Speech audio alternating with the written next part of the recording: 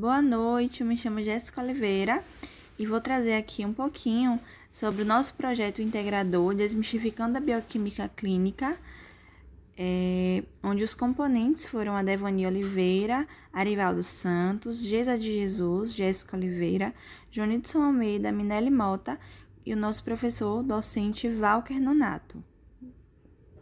O fluxo da nossa discussão vai trazer um pouquinho sobre a bioquímica hormonal. Abordaremos sobre a hipófise e seus hormônios, que é o TSH, FSH, LH, GNRH, GH e PRL. Quanto à hipófise, podemos dizer que ela é uma glândula endócrina, também conhecida por ser uma glândula que conecta diretamente, está conectada ao hipotálamo, e ela traz esse elo entre o cérebro e o nosso sistema endócrino. Também pode ser chamada de glândula pituitária. Ela está localizada numa estrutura óssea chamada de célula turca, E também é conhecida como glândula mestra, porque ela recebe informações do cérebro e consegue controlar as funções da maioria das outras glândulas endócrinas também, como a tireoide, testículo, ovário, suprarrenais. E essa glândula é dividida em três partes ou três lobos, sendo esse o lobo anterior, ou adenopófise, e onde lá são encontrados a maioria dos tumores, que são desenvolvidos aí na hipófise, que controla também outras grandes glândulas endócrinas nessa parte. O lobo posterior, ou neurohipófise, é onde são produzidos os hormônios, que são armazenados e liberados na corrente sanguínea, e também a região intermediária, que fica entre o adenopófise e a neurohipófise. E cada uma dessas liberações tem suas células-alvo e também proteínas receptoras. E aí, alguns dos hormônios secretados são TSH, FSH, LH, GNRH, GH e o PRL, que é a prolactina. Na imagem aqui, a gente vê um pouquinho da estrutura. Então, a hipófise está localizada aí logo abaixo do hipotálamo. E aí, uma imagem mais ampliada, podemos ver a adenopófise, a neurohipófise e uma linha aí mediana, que é a intermediária, Quanto ao TSH, ela é uma glicoproteína que ela é secretada pela adenopófise, então a parte aí, da hipófise específica, tendo a função de estimular a tireoide a liberar os hormônios T3 e T4. Se for feita a dosagem desse TSH, que é possível através de uma coleta de sangue, vai se examinar esses níveis hormonais, podendo detectar aí a presença de hipotireoidismo ou hipertireoidismo. O TSH, com valores elevados, ele vai indicar o funcionamento desregulado da hipófise e uma queda na produção de hormônios tireoidianos. Então, isso caracteriza um hipotireoidismo. Então, vai ter uma insuficiência do T3 e T4, e aí pode causar, trazer algumas situações como sonolência, dificuldade da perda de peso, lentidão de raciocínio. Já o TSH diminuído, ocorre um aumento na produção dos hormônios T3 e T4 na tireoide. Então, isso vai provocar um hipertireoidismo. Então, esse hipertireoidismo pode provocar sensação de calor, transpiração, perda excessiva de peso, irritabilidade, ansiedade. Então, ela é extremamente importante para fazer esse controle. O FSH, ele é conhecido por hormônio, também como hormônio folículo estimulante. É produzido pela hipófise também e tem a função de regular a produção de espermatozoides e a maturação dos óvulos durante a idade fértil.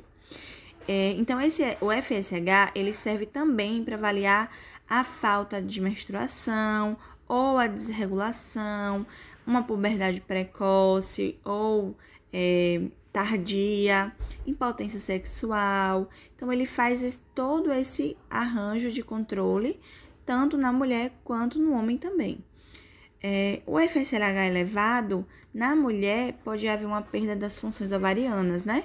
Então, ela pode entrar numa pós-menopausa precoce, e pode também haver alterações na progesterona e no estrogênio. E no homem, pode ocorrer perda de funções dos testículos, aumento da testosterona, uma dificuldade de conseguir, né, sucesso na fertilização. E o FSH baixo, na mulher, os ovários, eles não vão produzir óvulos de forma adequada, então vai ter essa dificuldade de engravidar, pode haver até uma anorexia. E no homem, vai ter uma pouca produção de espermatozoides, uma diminuição da função da hipófise e do hipotálamo. Então, é extremamente importante que esse hormônio ele esteja nos níveis normais para se manter uma qualidade nesse funcionamento, né? Tanto na mulher quanto no homem. Então, aqui está mostrando, né, a liberação do LH e do FSH, porque eles são hormônios que andam juntos, e juntos, eles tendo esse trabalho em conjunto, eles fazem uma função extremamente importante. E o LH, ou hormônio luteinizante, ele é produzido também na hipófise. Nas mulheres, ele tem um papel fundamental na capacidade reprodutiva. Então, ele é responsável por amadurecer os folículos, é responsável também na qualidade da ovulação e a produção de progesterona. Nos homens, ele atua diretamente nos testículos, influenciando a produção dos espermatozoides, né? E também tem essa função de fertilidade no homem. O LH diminuído, ele pode ocasionar alterações na hipófise, deficiência da produção de gonadotrofina, né, que é o GnRH, hiperprolactemia, que é um aumento da produção da prolactina. Pode também, essa diminuição, levar a uma produção de espermatozoides pelo homem diminuída, e nas mulheres pode também trazer uma ausência de menstruação. Então, a gente vê que o LH, assim como o FSH, eles têm funções específicas nessa parte reprodutora, né? Então, assim, esse descontrole pode trazer e provocar ovários policísticos. E, na verdade, na gravidez, esse hormônio ele não é aconselhado ser dosado, porque o HCG ele pode imitar as funções do LH e pode, então, aparecer uma elevação desse hormônio que, na verdade, não existe. Sou Minelli e darei continuação à nossa apresentação. GnRH. O GnRH estimula a secreção hipofisária dos hormônios LH e FSH, que juntos estimulam os ovários e os testículos. Embora alguns hormônios de liberação também sejam secretados em pulsos, o GnRH é único porque a estimulação pulsátil do gonadotrófo se faz necessária a síntese e a secreção normal do LH e do FSH, enquanto a infusão contínua do GnRH ou uso de um agonista desse hormônio que estimula uma infusão contínua resulta na modulação negativa da responsividade do gonadotrófo ao GnRH. Deficiências das gonadotrofinas em mulheres na pré-menopausa resulta na amenorreia, que é a ausência da menstruação. Pode resultar em infertilidade, secura vaginal e a perda de algumas características sexuais. Nos homens, pode ocorrer também a deficiência desses hormônios, resultando em atrofia dos testículos, diminuição da produção de esperma e consequente infertilidade, ocorrendo também a disfunção erétil e perda de algumas características sexuais. Essa deficiência nos hormônios também pode afetar crianças, no qual resulta em atraso da puberdade. O GH é considerado e conhecido como hormônio do crescimento. É produzido pela hipófise e responsável não só pelo crescimento, pela estatura das pessoas, mas também pelo desenvolvimento das células. Em criança, esse hormônio estimula o crescimento, tanto ósseo quanto de diversos tecidos. Já em adultos, mesmo a quantidade secretada sendo menor, o GH estimula o sistema imune, participa do metabolismo da glicose, promove a queima de gordura e o aumento da massa muscular. O hormônio GH elevado ocasiona gigantismo em crianças ou acromegalia em adultos. O excesso na produção dos hormônios pela hipófise geralmente são tumores cerebrais que predominam nitidamente em mulheres. Esses tumores podem secretar os hormônios hipofisários e, dependendo do hormônio secretado, pode levar a diferentes patologias, pois secretam em quantidade maior. Se o tumor hipofisário secretar excesso de hormônio de GH, em crianças e adolescentes, esses crescerão demasiado, tornando-se gigantes. Se ocorrer em adultos, resultará no crescimento de mãos, pés, nariz, língua, o que se dá o nome de acromegalia.